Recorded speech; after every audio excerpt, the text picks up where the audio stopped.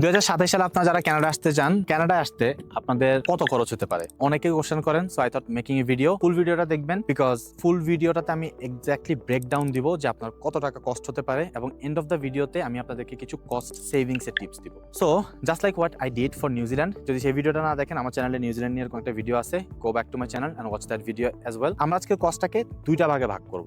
একটা হচ্ছে আমাদের ফিক্সড কস্ট, যেটা আপনি কোনোভাবেই অ্যাভয়েড করতে পারবেন না, আর একটা হচ্ছে ভ্যারিয়েবল কস্ট, যেটা আপনি কি চয়েস করতেছেন, কোন রুটে হাঁটতেছেন সেটার উপর ডিপেন্ড করে চেঞ্জ হতে পারে, অর্থাৎ বাড়তে পারে, কমতে পারে। So let's start with fixed cost. Fixed কস্টের মধ্যে ফার্স্টে আসবে আমাদের অনেকগুলো ডকুমেন্টস, যেটা হচ্ছে আপনার অ্যাটাস্টেশন করা লাগবে অথবা আপনার লিগালাইজেশন করা লাগবে, এ ধরনের অনেক ট্রান্সলেশন করা লাগবে। এই সবগুলো ডকুমেন্টস, ট্রান্সলেশন, অ্যাটাস্টেশন, লিগালাইজেশন সহ দৌড়াতে দৌড়াতে আপনার যে টাইম খরচ হবে, ট্রান্সপোর্টেশন, সবকিছু মিলে যদি আমরা একটা রাউন্ড ফিগার করি, অ্যারাউন্ড 7,000 টাকার মতো আপনার কস্ট হবে। আমাদের সেকেন্ড কস্ট আসবে আপনার মেডিকেল ফিস।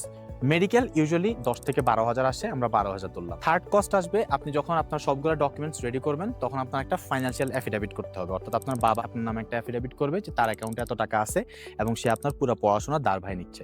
এই জিনিসটা ডিপেন্ড করে যে আপনি কয় পেজের অ্যাফিডেভিট করতেছেন, বাট ইউজুয়ালি এটা 5,000 টাকার মতো হয়। নাম্বার 4 হচ্ছে আমাদের সিএ ইভ্যালুয়েশন।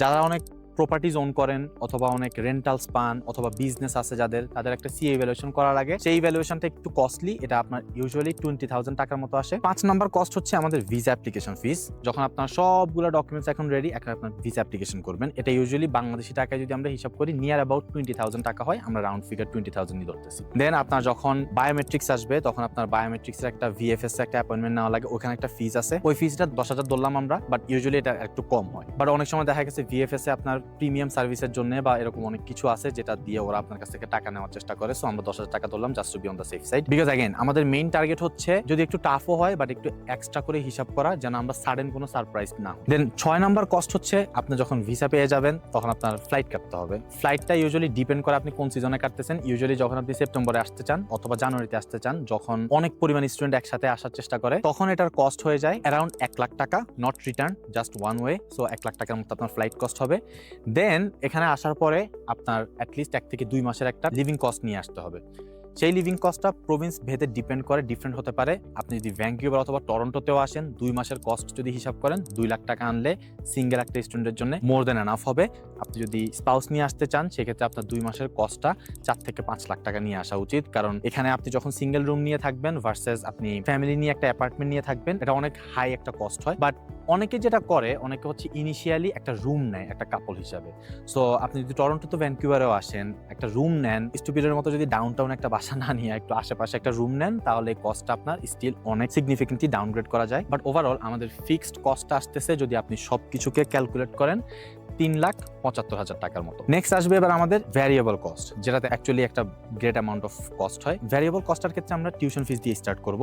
কানাডাতে আপনার একটা মজার ব্যাপার হচ্ছে, আপনি কোন প্রভিন্সে যাচ্ছেন এটা গ্রেটলি ডিপেন্ড করে কত টাকা স্পেন্ড করতেছেন। I know New Zealand, Australia, UK তো সেম, বাট কানাডার ব্যাপারে এটা সিগনিফিকেন্টলি ডিফারেন্ট। যেমন আপনি যদি টরন্টো অথবা ভ্যানকুভারে যান, সেম প্রোগ্রাম আপনি যদি $20,000 স্পেন্ড করেন, আটলান্টিক প্রভিন্সগুলোতে যদি যান, এই প্রোগ্রামটা আপনি $15,000-16,000 পাচ্ছেন। দেন আটলান্টিক প্রভিন্সে আপনার লিভিং কস্ট অনেক কম। তো আমরা যদি রাফলি হিসাব করি, একটা ব্যাচেলর ডিগ্রি আপনি যদি ইউনিভার্সিটি অফ ম্যানিটোবাতে যান ফর এক্সাম্পল, আপনার কস্ট আসতে পারে অ্যারাউন্ড $20,000, যেটা আপনার বাংলাদেশি টাকা যদি আমরা কনভার্ট করি নিয়ার অ্যাবাউট 18 লাখ টাকা হয়। আপনি যদি মাস্টার্স করতে চান, মাস্টার্সের কস্টগুলো আরেকটু কম হয়, 1 থেকে 2,000 টাকা কমে পাওয়া যায়, বাট আমরা হাইস্টটাই ধরলাম। মজার ব্যাপার হচ্ছে, আনলাইক আদার কান্ট্রিজ, আপনার কানাডাতে 1 ইয়ারের ফুল টিউশন ফিস দিতে হবে না। সো আপনার যদি 18 লাখ টাকা আসে টিউশন ফিস, আপনি 9 লাখ টাকা টিউশন ফিস অর্থাৎ হাফ টিউশন ফিস পে করেই চলে আসতে পারবেন। দেন আরেকটা সিগনিফিকেন্ট কস্ট আসছে, যেটা আমার কাছে মনে হয় ফালতু একটা কস্ট, বাট সেটা হচ্ছে আপনার ব্যাংক প্রিপারেশন।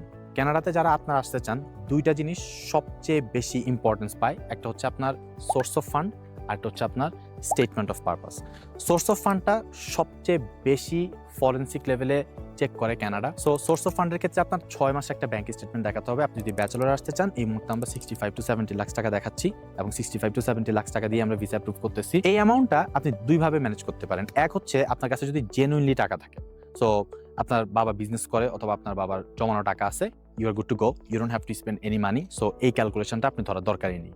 বা যাদের এই অ্যামাউন্টটা মানি অলরেডি নাই অথবা বিজনেস থেকে আসতেছে না, তাদের ক্ষেত্রে এই জিনিসটা পুরো রেডি করতে হয়। রেডি করতে গিয়ে আপনার হচ্ছে একটা ব্যাংকের সাথে আপনার চুক্তি করতে হয় যে ব্যাংক থেকে আপনি লোন নেবেন। এই লোনগুলো সাধারণত 9 থেকে 13% পর্যন্ত ইন্টারেস্ট নিতে পারে আপনার কাছ থেকে, ডিপেন্ডিং আপনি কোন ব্যাংকের কাছে যাচ্ছেন। আমি অনেক স্টুডেন্টকে দেখতেছি যে মান্থলি 50 থেকে 60,000 টাকা খরচ করতেছে এবং অনেক স্টুডেন্ট 6, 7, 8 লাখ টাকাও খরচ করে ফেলে ওভারঅল জার্নিটাতে, যেটা আমাদের সাথে করলে আমরা চেষ্টা করি ওটা না করার জন্য, because we actually figure out a way যে ওয়ে দিয়ে আপনি ওয়ান টাইম একটা পেমেন্ট মেক করে, that can be 2 lakh 3 lakh depending on আপনি কত টাকা প্রয়োজন হয়, ওয়ান টাইম একটা পেমেন্ট মেক করে আপনি আপনার সোর্স অফ ফান্ডটা রেডি করে ফেলতে পারবেন। সো ওই ক্ষেত্রে আপনি যদি স্ট্র্যাটেজিকলি একটু থিঙ্ক করে কাজ করেন তাহলে 2 থেকে 3 লাখ টাকার মধ্যেও আপনার সোর্স অফ ফান্ড আপনি ম্যানেজ করতে পারবেন। আর যদি আপনি নর্মাল যে কোনো একটা এজেন্সির কথা শুনে যে কোনো একটা ব্যাংকের কাছে চলে যান, দেখা যাবে যে আপনার এই কস্টটা 4 থেকে 5 লাখ টাকাও হয়ে যেতে পারে, বাট অ্যাট লিস্ট আপনার 2 লাখ টাকা এখানে কস্ট হবে যদি আপনি ব্র্যান্ড নিউ ভাবে এটাকে প্রিপেয়ার করতে চান। সো আমরা 2 লাখ টাকা না, আমরা 3 লাখ টাকাই ধরলাম যে আপনার 3 লাখ টাকায় কস্ট হচ্ছে। সো আপনার টিউশন ফিস হচ্ছে 9 লাখ টাকা,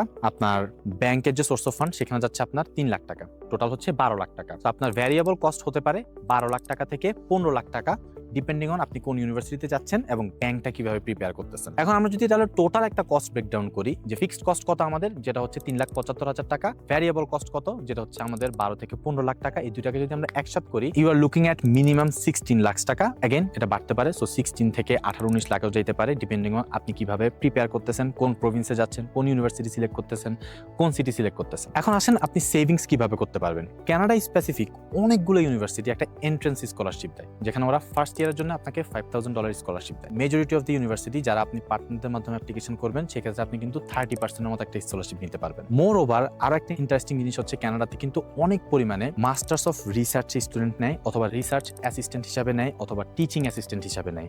এই সেক্টরগুলোতে আপনাদেরকে 100% ফান্ড করে অনেকগুলো ইউনিভার্সিটি নেয়। এদের মধ্যে সবচেয়ে প্রোনাউন্ড ওয়ান্স হচ্ছে University of Alberta, Memorial University of Newfoundland, University of Regina, এছাড়াও আরো অনেকগুলো ইউনিভার্সিটি আছে। এগুলোতে যদি আপনারা একটু সময় দেন, বিকজ এই প্রসেসটা একটু টাইম নেয়, আপনার প্রফেসর খুঁজে পাওয়া, তাকে আপনার ওয়ার্ক সাবমিট করা, তাকে কনভিন্স করা, এই পুরো প্রসেসটাতে নিয়ার অ্যাবাউট 1 বছর মতো সময় নেয়। সো আপনি যদি একটু পেশেন্টলি এই জিনিসটা সার্চ করতে পারেন এবং একটা প্রফেসর ম্যানেজ করতে পারেন যার একটা রিসার্চ অ্যাসিস্ট্যান্ট লাগবে, তাহলে you can actually get 100% scholarship and at some times ওরা আপনাকে আপনার লিভিং কস্টের জন্য পে করে। দেন আরেকটা কস্ট সেভিং টিপস হচ্ছে আপনাদের জন্য, আপনারা অনেকেই টরন্টো ভ্যাঙ্কুভারে চলে যান। টরন্টো ভ্যাঙ্কুভারে যাওয়াটা আমি বলবো না যে দোষের, বাট এখানে জিনিসটা হচ্ছে আপনার দুইটা ভাবে এটা আপনাকে হার্ট করবে। এক হচ্ছে ইনিশিয়াল যে টিউশন ফিসটা ওটা অনেক হাই, লিভিং এক্সপেন্স অনেক হাই। আপনি যখন ইনিশিয়ালি যাচ্ছেন 1-2 মাস যদি আপনি জব না পান, তখন আপনার অনেক বেশি টাকা স্পেন্ড করা লাগতেছে। মোর ওভার এই দুইটা সিটিতে এত পরিমাণে স্টুডেন্ট যায় যেখানে কম্পিটিশন অনেক বেশি। সো এই কম্পিটিশনটার জন্য আপনার ফিউচারে দেখা গেছে ফুল টাইম জব পাওয়াতে অনেক টাফ হয়ে যেতে পারে, আপনার পিআর পাওয়া অনেক টাফ হয়ে যেতে পারে। এই জন্য